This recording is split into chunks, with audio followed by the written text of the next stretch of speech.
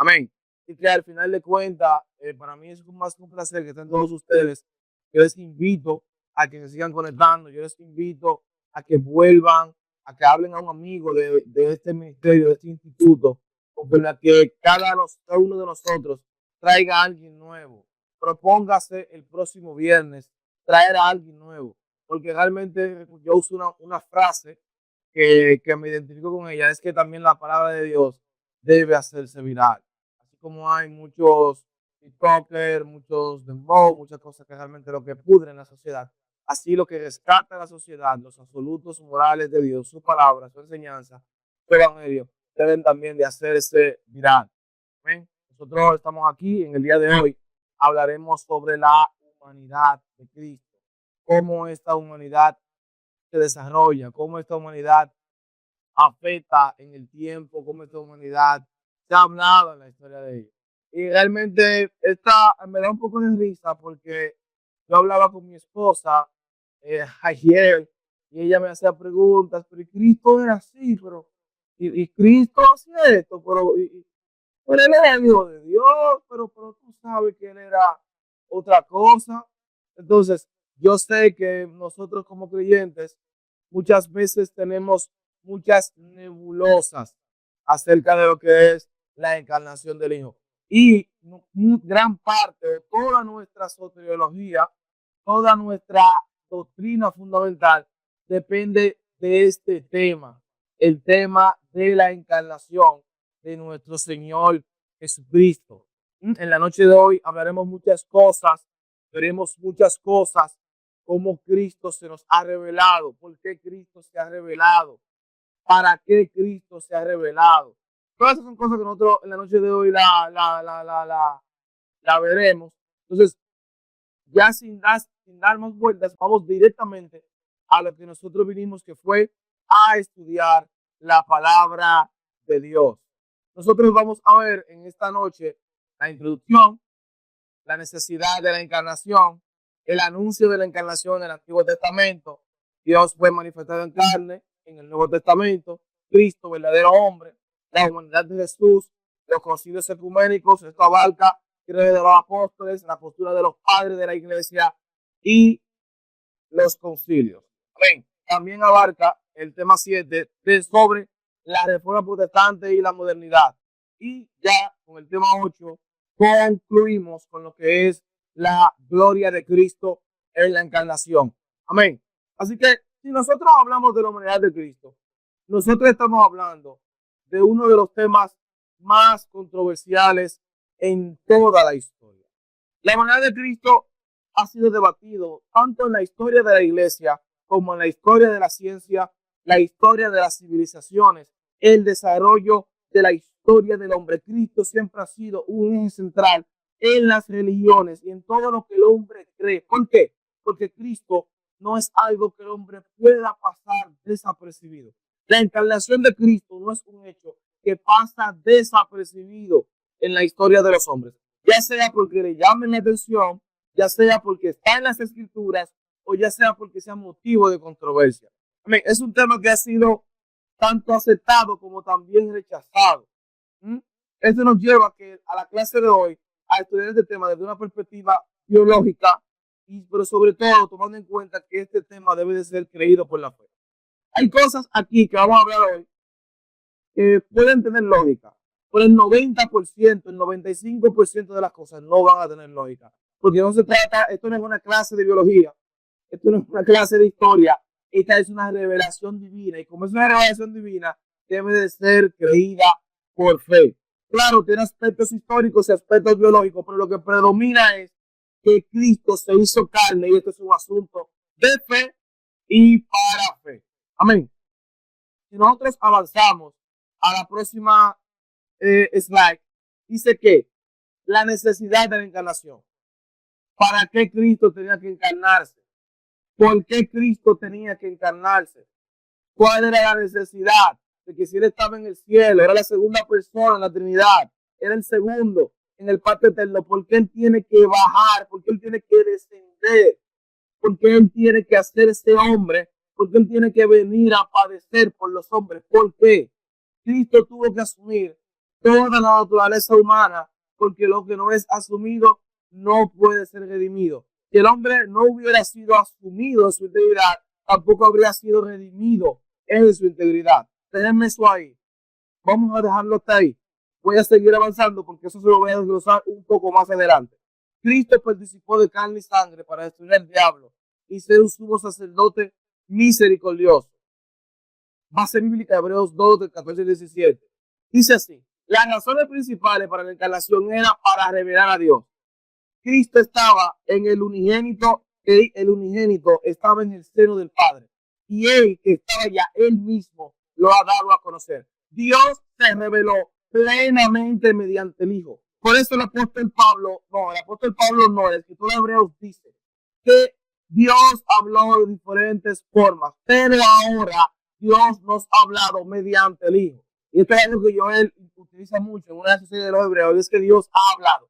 El Hijo es la plena revelación del Padre. Por eso él decía: el que me ha visto a mí, ha visto al Padre.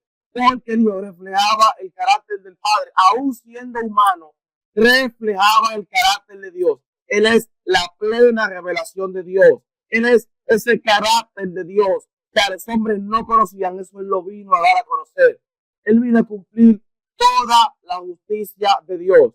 El pecado debía ser pagado por un hombre, pero ninguno era perfecto. Cristo era verdadero hombre sin pecado y obedeció en nuestro lugar. Escuche esto: el problema de la justicia de Dios era un problema con el hombre y era un problema de pecado. Entonces, para resolver el problema debía venir otro hombre y debía de venir sin pecado. Por esto esta era la necesidad de que Cristo fuera hombre. ¿Por qué? Porque un ángel no podía venir a morir por los hombres. Tenía que ser un hombre por todos los hombres, porque se trataba un tema de cabeza federal. Adán era la cabeza federal en el huerto, ahora Cristo es la cabeza federal en el Calvario. Amén. Es un tema de representación, o como se dice mucho teólogo, de vicario. Vicario es representante. Cristo era nuestro representante. Cristo era el paladín que peleaba a favor del pueblo. Usted sabe que un paladín era una persona que el pueblo escogía para luchar en representación de todos los pobladores.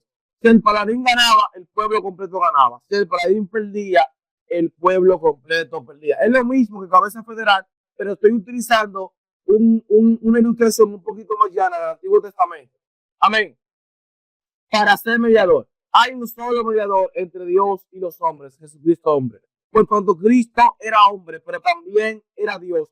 Cristo era el mediador perfecto entre Dios y los hombres. Juan Calvino decía que la encarnación de Cristo era un puente para llevarnos a la salvación. Porque no hay otro nombre bajo los hombres, dado bajo el cielo, en el cual los hombres puedan ser salvos. Es el libro de los Hechos. Amén. Entonces, por este mismo tanto, Cristo es el mediador perfecto porque es hombre sin pecado, pero también es divino, es Dios. Entonces, no hay un mediador, no hay otro mediador que cumpliera con las demandas que Cristo hizo satisfacer al Padre. Cristo cumplió plenamente con toda justicia, con toda escritura y con toda piedad para destruir el poder de Satanás y de la muerte. Por tanto, reinó la muerte desde Adán hasta los días del Señor Jesucristo. Y yo escuchaba un expositor decir la semana pasada que el reinado natural de los hombres no está basado en Satanás, sino en el pecado. Escuche esto. Esta no es la clase de hoy, pero vamos a dejarle este concepto.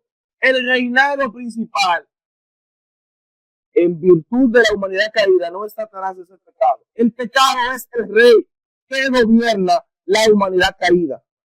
Por tanto, reinó el pecado desde Adán hasta los tiempos de Jesucristo. El pecado se entronizaba, el pecado se entronaba. ¿Por qué? Porque la paga del pecado era muerte. Cuando Cristo muere, que vino a la tierra, Cristo vino a quitarle el reinado a Satanás, al pecado y también a la muerte. Porque la paga del pecado es que es muerte, pero la dádiva de Dios es que es vida eterna en Cristo Jesús, Señor nuestro. Aquí hay un contraste. Pablo contrasta lo que paga el reino del pecado contra lo que paga el reino de la dádiva del Señor. el reino del pecado paga con la muerte, pero el reino de los cielos paga con la vida.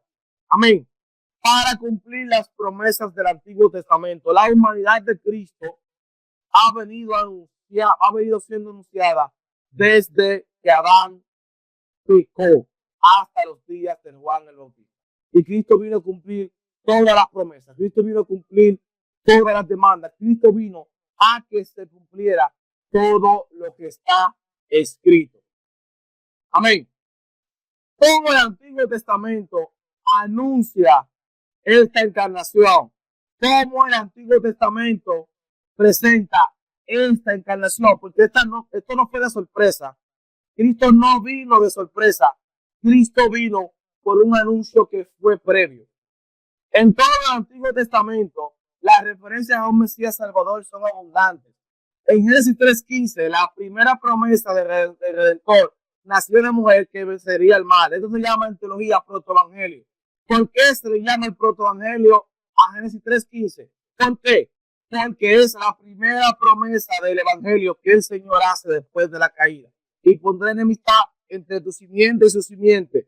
Tú le herirás en el calcañar, pero él te pisará la cabeza. Esto habla de la encarnación de Cristo. No era que un espíritu iba a pisar la cabeza de Satanás, era la simiente de la mujer, era el hijo de María y el hijo de Dios. Qué bonita verdad. Iba a venir a pisar el trono de Satanás directamente en la cabeza. Esta es la primera promesa de encarnación. Amén. Segunda de Samuel 7:14 se promete a un David descendiente cuyo reino sería eterno. Las profecías mesiánicas son explícitas en todo el Antiguo Testamento. La Virgen concebirá, Isaías dijo que la Virgen concebirá y dará luz a un hijo llamado Emmanuel, que significa Dios con nosotros. Miqueas capítulo 5, verso dice que el gobernante nacería en Belén, pero sus orígenes son desde la eternidad. Isaías dijo, un niño nacido que es al mismo tiempo Dios fuerte y príncipe de paz. Isaías dice que él era el siervo sufriente para redimir el pueblo durante la expiación. El Antiguo Testamento está lleno de tipos, antitipos, figuras y oficios que manifiestan la impresión del Cristo encarnado. Él es el tabernáculo de Moisés. Él es la ley manifiesta de Dios. Él es la vara de Aarón que iba a rebaldecer. ¿Qué él es? Él es el linaje de David. Él es el príncipe que se iba a sentar en el trono para siempre, para reinar en toda la eternidad. Él es superior a Moisés. Él es superior a los ángeles. Él es mucho más mejor que el cordero que se ofrecía en sacrificio año tras año. Él es un sacerdote conforme a Melquisedec. Todas estas cosas, hizo un pequeño resumen, apuntaban hacia la encarnación de alguien que había de venir. Amén. Y todo esto en el Antiguo Testamento era un asunto, era una sombra, era algo que venía, pero que todavía no había venido. Era algo que se esperaba, pero que todavía no había llegado. Pero a partir del libro de Mateo, a partir de los días del Juan de Bautista, se acabó la espera. Amén. Se acabó la espera. En el Nuevo Testamento, dígase Nuevo Pacto, se acabó la espera. ¿Por qué? Porque ya Cristo no era un anuncio, ya Cristo no era una promesa, ahora Cristo vino a pasar a ser un cumplimiento. El Hijo de Dios que había sido prometido se hizo carne. Por eso Juan lo dice, el Verbo de Dios. En el principio existía ¿quién? El Verbo. Y el Verbo estaba con Dios. Pero el Verbo era Dios. Eso se refiere a que era divino. Pero hay un problema, un paréntesis. Ese Verbo que era Dios ahora se hizo carne. Y aparte de que hizo carne, el Verbo habitó entre nosotros. La palabra habitó en el griego original era montar un tabernáculo. El mensaje de Juan era el tabernáculo perfecto de Dios se hizo carne y habitó entre nosotros. O sea, ya se cumplió, ya nació el Mesías, ya este hijo varón nos fue dado. Ahora este Mesías se hizo carne y habitó donde entre nosotros. Amén. Entonces, la doctrina de las tres naturalezas que se desarrolló en los primeros siglos de la iglesia y que viene un expositor luego de mí la semana que viene a hablar de eso. Por eso voy a tocar este tema por arriba. Se formalizó en el concilio de Calcedonia. El Nuevo Testamento da la noticia gloriosa de que Dios fue manifestado en carne. Les digo la verdad, esta fue la noticia más trascendente de toda la humanidad.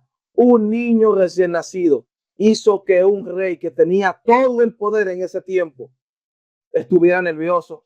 Cristo, óyeme, el nacimiento del niño Jesús colocó a los príncipes, colocó a los reyes en un estado de pánico y emergencia. Amén. Y esto es glorioso, porque esto habla del impacto glorioso que tenía la encarnación del Hijo en el Nuevo Testamento. La humanidad que Cristo asumió fue completa. Él asumió todo lo que abarca ser un ser humano. Y era como mi esposa me decía ayer, ¿y Cristo hacía necesidades biológicas? Sí, Cristo iba al baño. ¿Y Cristo comía? Sí, claro, Cristo comía. ¿Y se bañaba? Sí, claro, él se bañaba. Lo único que no tuvo fue novia. La Biblia no lo registra, pero nosotros tenemos un chiste sobre eso, que eso no fue que él vino.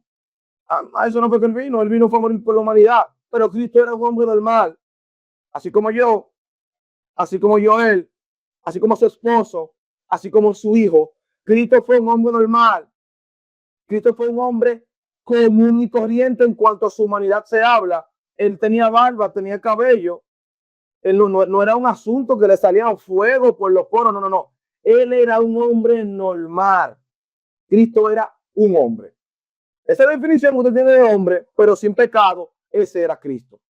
Porque él era una encarnación normal. No fue que él hizo una pantalla de hacerse hombre, no fue un simulacro de hacerse hombre, es que él se hizo carne.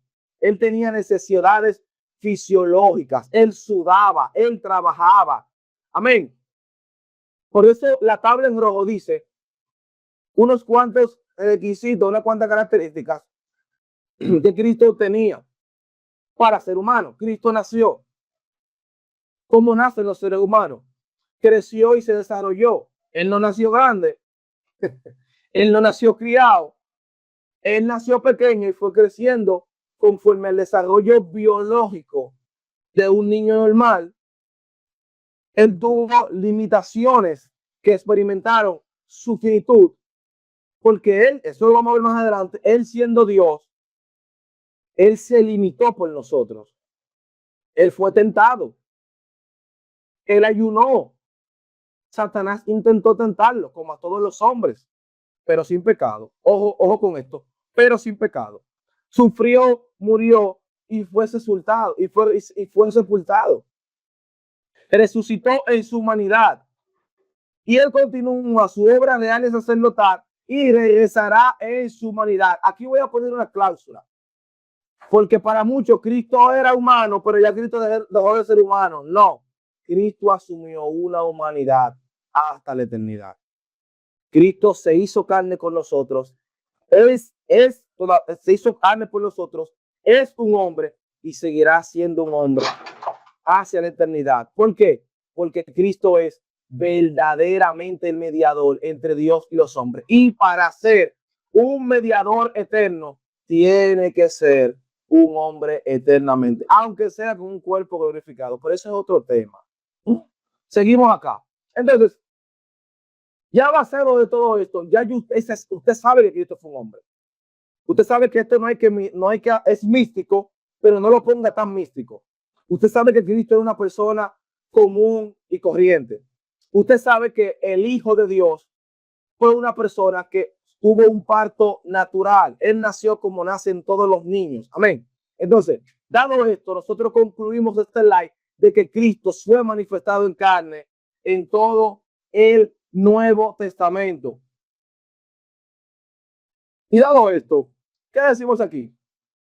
La humanidad de Cristo significa que Él es el representante de la humanidad caída. Jesús es, por lo tanto, el último Adán, el verdadero humano en quien la humanidad puede caída, puede reconciliarse con Dios. Ireneo, padre de la iglesia del siglo II, se refiere a esta obra operativa como la recapitulación. ¿Y qué es la recapitulación?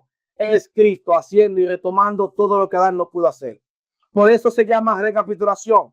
En Adán todos perdimos, en Cristo todos ganamos. En Adán todos pecamos, en Cristo todos somos justificados. En Adán todos somos muertos al pecado, en Cristo estamos vivos para Dios en Cristo Jesús. Entonces, por esto se llama recapitulación, porque aquí Cristo le devuelve al hombre todo lo que él ha perdido o todo lo que él perdió. Cristo reúne a toda la humanidad bajo una nueva cabeza, la cabeza federal del Hijo de Dios, que es Cristo. Bajo un nuevo Adán, quien son considerados justos, la humanidad de Cristo significa que Él es el sustituto de la humanidad caída. La humanidad de Cristo significa que Él es un ejemplo de la humanidad redimida. Amén. Ahora bien, fue este tema tan fácil de asumir. Fue este tema tan sencillo de asumir. Pues mire que no. Este tema tiene un trasfondo histórico que fue expresado en los concilios ecuménicos por los padres de la iglesia, por los credos de la iglesia, por la reforma protestante y por los teólogos reformadores. Porque este tema fue un tema que presentó mucha oposición. Porque, como yo dije al principio, no era un tema de análisis, era un tema de fe. Por tanto, cuando el hombre comienza a explicar, a querer buscarle el razonamiento a la encarnación de Cristo, puede terminar en una herejía. Y eso fue lo que pasó en los primeros siglos de la iglesia, que muchos cayeron en una herejía porque querían buscarle la lógica a la encarnación. Y la encarnación no es un tema de lógica, es un tema de fe. Pero a esto los padres de la iglesia presentaron defensa ante la humanidad de Cristo, como Ignacio. ¿Qué planteaba Ignacio? En sus cartas, especialmente las esminiotas y los tartalianos, combatió el docetismo. Lo voy a emplear ahí porque luego de ahí también veremos las herejías. Afirmaba que Cristo nació, comió, bebió, fue crucificado y resucitó. ¿Qué decía Ignacio? Que Cristo fue un hombre de manera completa. Jesucristo nació de una virgen, fue crucificado verdaderamente, murió verdaderamente a la vista de los seres celestiales, terrenales e infernales. Ignacio quería dejar claro que la salvación no es una ilusión, sino una obra real de Cristo, real y encarnado. Ireneo de Layo, en su obra contra las herejías, combatió a gnósticos y docetas y enfatizó la recapitulación, que Cristo rehizo la historia de Adán como verdadero hombre, obedeciendo donde Adán falló. Como yo decía en la postura anterior, Cristo hizo todo lo que Adán y nosotros no podíamos hacer. Amén. ¿Qué más tenemos por acá? Tenemos por acá a Tertuliano, muy bueno, Tertuliano y Atanasio. En su obra de Carne Christi sobre la carne de Cristo, defendió la realidad de la encarnación contra Marción y los docetas. Frase célebre: carne fue verdaderamente porque fue crucificado, verdaderamente carne porque murió y verdaderamente carne porque resucitó. Cristo Tertuliano decía que la encarnación no fue un hecho ficticio, sino que fue carne real. No era una apariencia de carne, no era un disfraz de carne, era carne real. Tertuliano se abrazó de la encarnación y dijo: hey, espérense, Cristo fue de carne de verdad. Fue de carne porque fue crucificado, verdaderamente carne porque murió y verdaderamente carne porque resucitó. ¿Por qué decía Tertuliano? Porque para ser carne debía ser crucificado. Para ser carne debería ser muerto.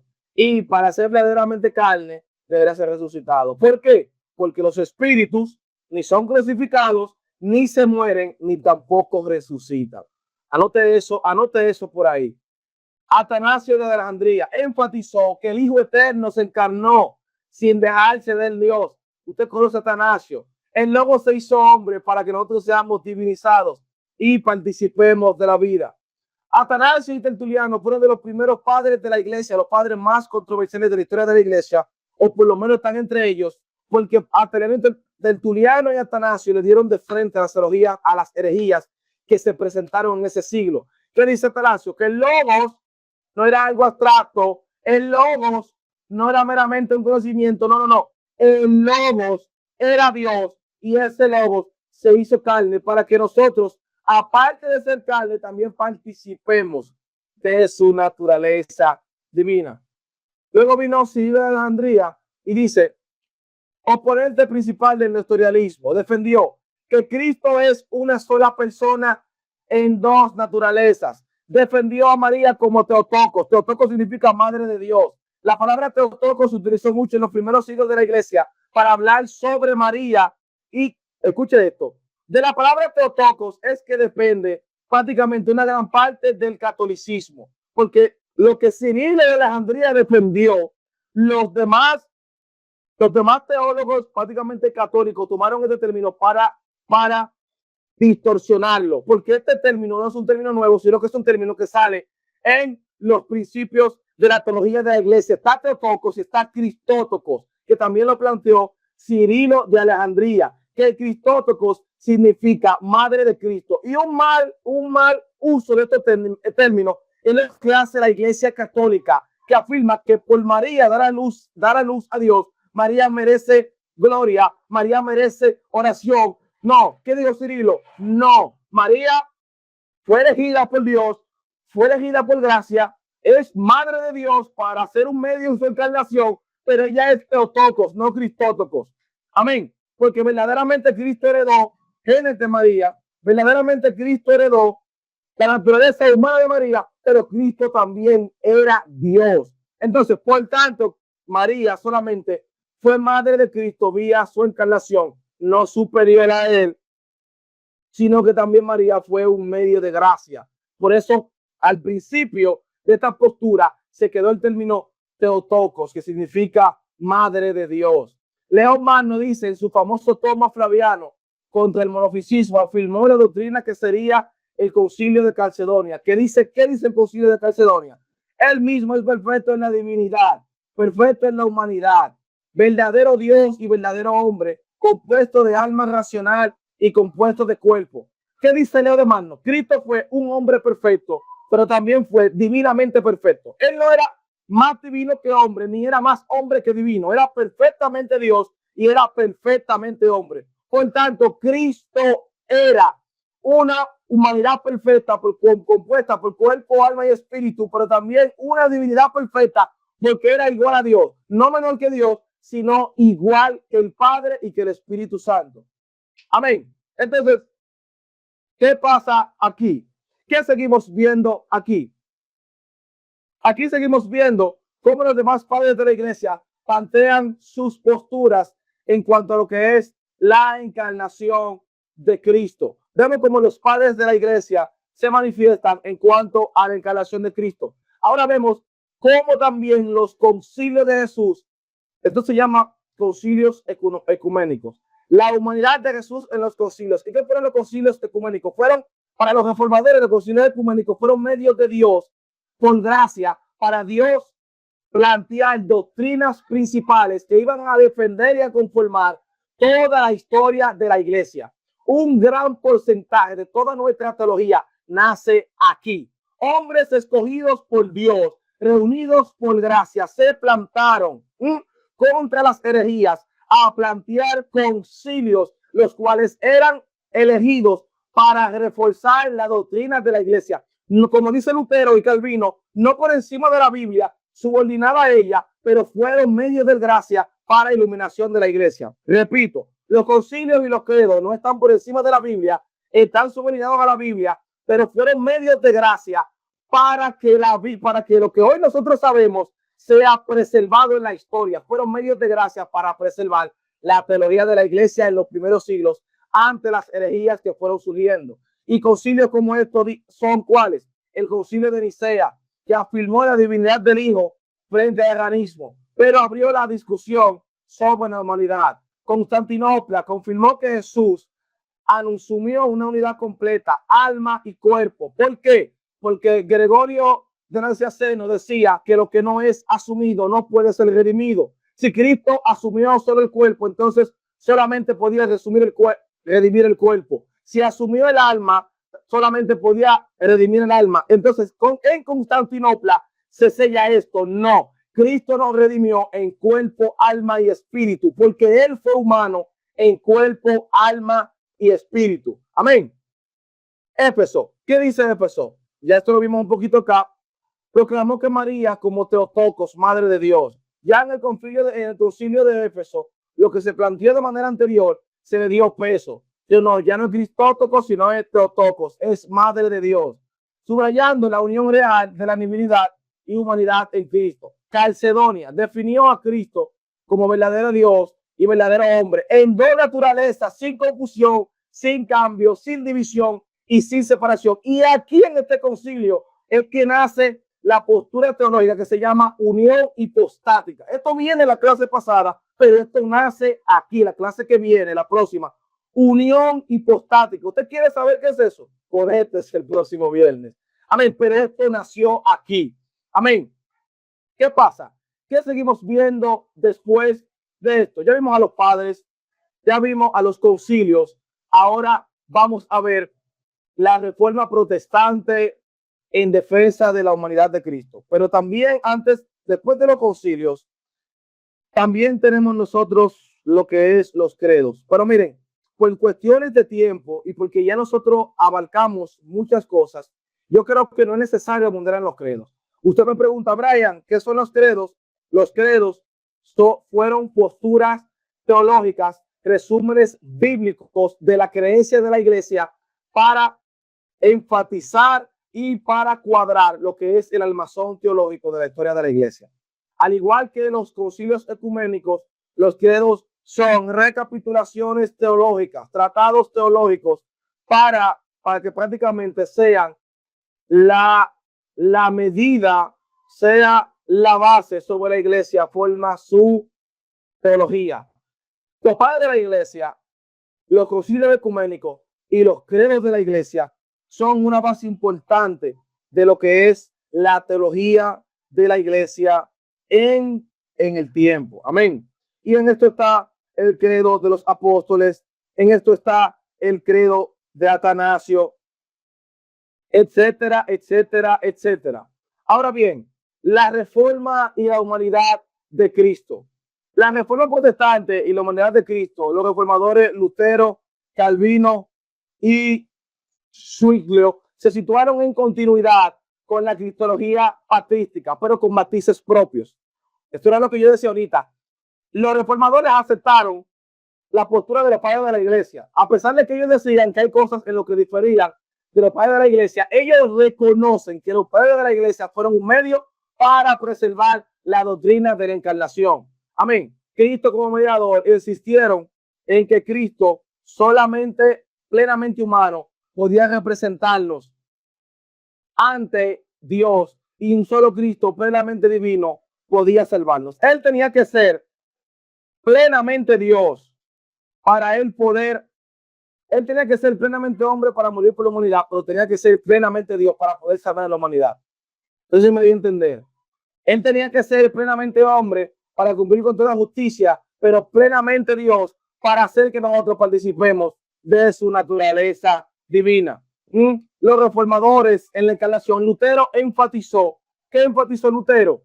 Que la encarnación no es un evento abstracto, sino Dios entrando en una realidad concreta. En su teología de la cruz, sostuvo que Cristo, siendo verdadero hombre, participó plenamente del sufrimiento humano. También Lutero rechazó cualquier espiritualización que negara la verdad sobre la humanidad de Cristo. Amén. Lutero defendió la presencia real de Cristo en su verdadera humanidad y divinidad. Zwinglio enfatizó el memorial, pero sin negar la humanidad de Cristo glorificado.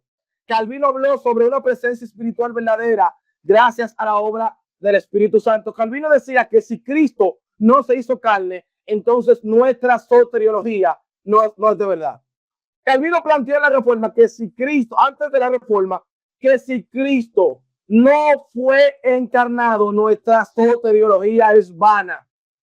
Calvino decía que la base de nuestra soteriología, que lo veremos aquí ya al final, en la soteriología calvinista, es que Cristo se hizo carne. ¿Por qué? Porque si Él se hizo carne, entonces Él cumplía con toda justicia. Si Él cumplía con toda la justicia, entonces el sacrificio fue perfecto. Si Él cumplía con toda justicia, entonces Él era el hombre perfecto que vino a morir por los pecados de muchos. Pero no tan solo esto, es el hombre perfecto que fue resucitado porque venció el reinado de la muerte y que podía salvar poderosamente a todos los que se acerquen a Él. Para los reformadores, la humanidad de Cristo garantizaba que la salvación no era abstracta, sino concreta, histórica y cercana. Concreta porque el Hijo se hizo hombre de manera tangible. Histórica porque el Hijo no fue un personaje inventado. Hay un bagaje histórico sobre su encarnación. Y cercana porque el Dios que se hizo, que era trascendente por nosotros, hizo inmanente a través de su Hijo. Amén. Seguimos acá y ya casi estamos terminando. A partir de aquí, nosotros podemos decir que la encarnación de Cristo es la revelación más profunda de toda la inmanencia de Dios. El Dios que estaba en el cielo, el Dios que estaba en su trono, se despojó a sí mismo. Y la palabra se despojó quiere decir que él dejó atrás su trono, su gloria, su posición, dejó atrás todo lo que él representaba y se hizo menor que los ángeles, se humilló hasta lo sumo, asumiendo una postura de muerte. ¿Y qué muerte? Muerte en la cruz. Pero no tan solo esto, si yo les digo a ustedes algo, ustedes no me lo van a creer. La gloria de la encarnación se basa en que Cristo era superior, pero se hizo inferior. Esta es la gloria de la encarnación, en que Él era Dios y se hizo hombre para representar a los hombres. Por eso Juan dice, espérense, el verbo se hizo carne y habitó entre nosotros. Hay un problema, y ese verbo que se hizo carne, nosotros vimos su gloria, gloria como el unigénito del Padre, lleno de gracia y de verdad. Y como vimos la gloria, nosotros lo vimos ser superior y humillándose. Nosotros los vimos ser sometido voluntariamente ante todos los reyes, superior a Pilatos, pero sometido a Pilatos. Hoy, escuchen esto, Cristo fue juzgado por un reino terrenal, siendo él el principado principal de un reino celestial. Esta era la gloria de la encarnación, que el Rey de Reyes y Señor de Señores vino a ser escupido en su cara, que el Rey de Reyes y Señor de Señores nació en un pesebre, que el Rey de Reyes y Señor de Señores vino sin lujo, vino sin riqueza, vino a sufrir, vino a someterse. Esta es lo que hace que la encarnación sea gloriosa. Calvino dice que la gloria más grande de la encarnación es que el Hijo fue humillado y que la humillación del Hijo fue el túnel que llevó a la exaltación del Hijo. Escuche esto. El Hijo fue exaltado porque fue humillado. Y a esto se le llama la entronización de Cristo, que es el Padre recibiendo al Hijo en gloria. El Hijo fue humillado, el Hijo fue exaltado porque fue humillado, porque la humillación precedía a su exaltación. Es por esto que él muere como un hombre despiadado, despreciado, pero resucita como un hombre glorificado, resucita como un hombre que tiene el poder de salvar a los que se acercan a él, resucita con el imperio de la muerte en las manos. Por eso el apóstol Pablo se burla de la muerte, le dice, oh muerte, y ahora, oh sepulcro, ¿dónde está tu victoria? Muerte, ¿dónde está tu aguijón? ¿Por qué? Porque ahora hubo un cambio de reino. La muerte reinaba desde Adán hasta los días de Juan el Bautista. Cuando Cristo muere, ahora tenemos un nuevo rey. Ya la muerte no reina, ya el pecado no reina. Ahora nuestro rey está a la diestra del Padre, y está a la diestra del Padre con un sacerdocio mejor que Melquisedec. ¿Por qué? Porque a la diestra del Padre, él también, todavía hasta el sol de hoy, él es Dios, pero también es un hombre. Por eso él es nuestro sacerdote, porque él es el hombre, la persona de la Trinidad, la segunda persona que se hizo carne para interceder por nosotros. No como los hombres del Antiguo Testamento que intercedían cada cierto tiempo, no. Él intercede eternamente por cada uno de nosotros. Entonces, este es el centro de la fe cristiana. No seguimos una idea, no seguimos a un mito. Dios se hizo hombre y camina con nosotros. Habló nuestro idioma y comparte nuestra realidad. La encarnación es, por tanto, el puente definitivo entre lo divino y lo humano. En Cristo, Dios estaba en su Hijo, reconciliando consigo mismo al mundo, no tomándolo en cuenta a nosotros, nuestros pecados, sino redimiendo toda la humanidad en Cristo. Así que cada creyente está llamado a vivir con la certeza de que Dios no es lejano, sino cercano, y que ahora ese Hijo que estaba en el cielo, que se hizo carne, ahora vive en nosotros mediante el Espíritu de Dios, y que en Cristo encontramos el rostro del amor divino que transforma todas las cosas. Amén. Sí, primo. Si esto a usted Todo no lo le que pareció glorioso, a mí esto me me pareció súper glorioso. Amén. Esto me pareció maravilloso. Me siento entusiasmado a hablar del personaje más importante de toda la historia, que es Cristo. El único que marcó un antes y un después. Antes de Cristo, después de Cristo. Porque su encarnación no puede pasar desapercibida. Ese Cristo fue el Cristo que nos salvó. Ese Cristo es el que hoy vive en nosotros. Así que es mi oración que usted pueda fortalecer su fe en esta verdad bíblica. Es mi oración que el Espíritu de Dios nos ayude a permitir creer esto, no de una manera lógica, porque no hay una lógica que explique que Dios se hizo hombre, sino por fe. Y que nosotros podamos transmitir ese mensaje también por la fe. Esa es mi oración. Que el Espíritu de Dios nos ayude a vivir cada día más a la luz de su palabra. Amén, amén y amén. Dios les bendiga. Muy buenas noches. Si alguno de ustedes tiene algún tipo de pregunta, nosotros estamos abiertos a cualquier duda. Si hay dudas, si hay cualquier tipo de cosa que no se entendió, la diapositiva también la vamos a mandar por lo que es los grupos que tenemos para que usted pueda repasar. Si usted necesita algo de lo que se dio aquí, también yo tengo la información en PDF. Y créame que para mí fue una bendición estar con ustedes. Para mí fue una bendición poder ser el instrumento que Dios trajo para la gloria de su alabanza.